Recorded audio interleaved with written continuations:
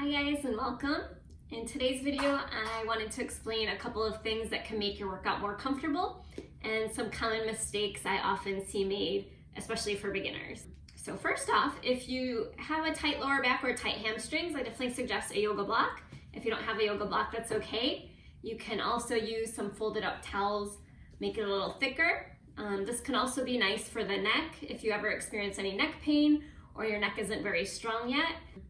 A lot of our exercises, we're putting a little bit of stress on the neck, keeping it lifted for a long time.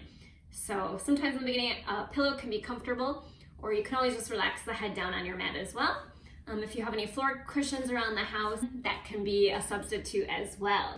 Some of the exercise we're rolling, so we'll roll onto the tailbone. So extra towel on a mat, especially if it's a yoga mat, you'll probably want at least one towel if it's a thinner mat.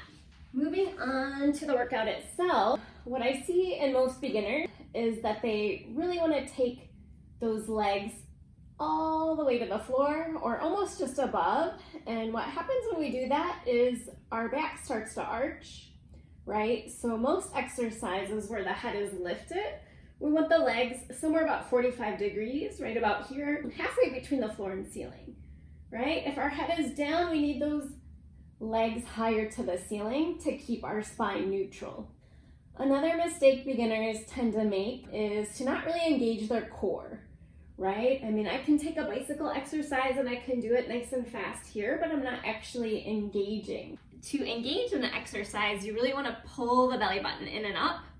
Think of scooping the core to help work through your abdominal region. Planks.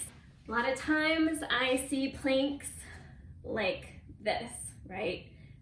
Your bottom's kind of falling towards the floor.